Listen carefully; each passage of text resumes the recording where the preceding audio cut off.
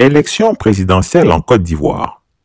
Adama Bictogo à la Mecque pour devenir président en 2025. La course à la présidentielle de 2025 est véritablement lancée. Malgré la guéguerre ouverte entre lui et Tenebi Birahima Ouattara dit la Fiole, Adama Bictogo dit le Bochoman n'a pas l'intention de renoncer à sa candidature en 2025. Il est persuadé que son heure a sonné et que les oracles l'ont choisi pour présider aux destinées de la Côte d'Ivoire.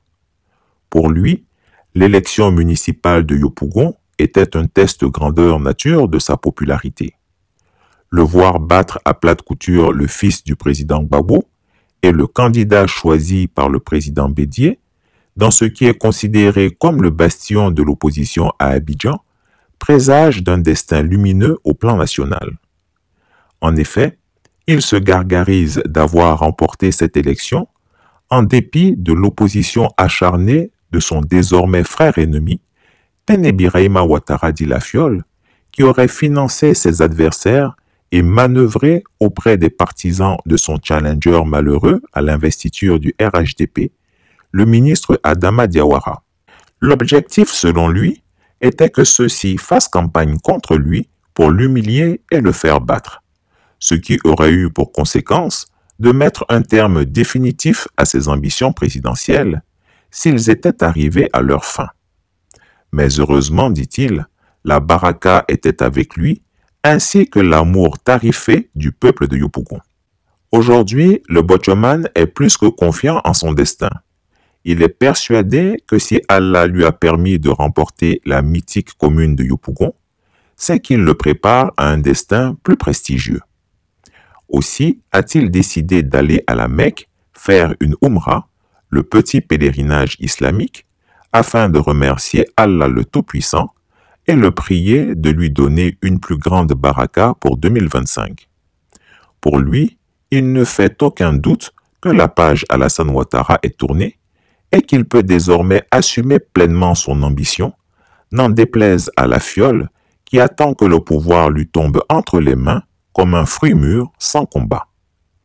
Ce qui écœure Chris Yapi, c'est de voir les plus grands mécréants de notre pays courir dans les lieux saints avec des motivations bassement politiciennes. Ils croient pouvoir manipuler Dieu pour l'instrumentaliser au service de leurs intérêts sournois et mesquins.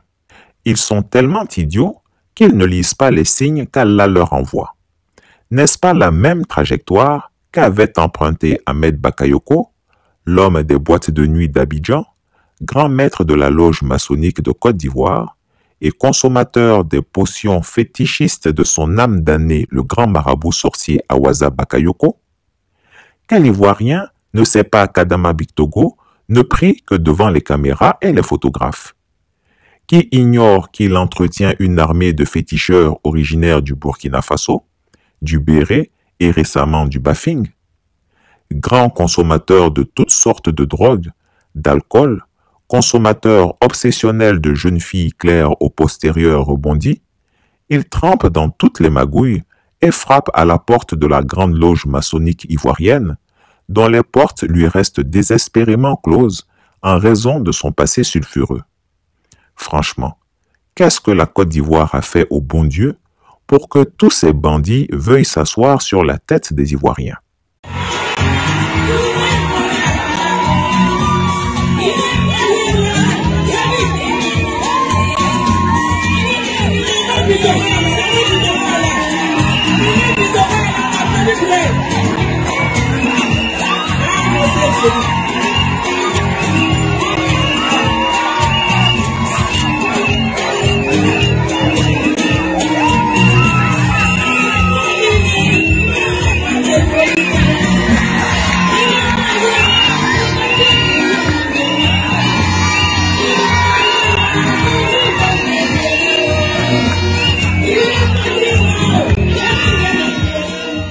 Chris Yapi ne ment pas. Retrouvez Chris Yapi sur ses deux chaînes YouTube, sa chaîne Dailymotion, Instagram et VK.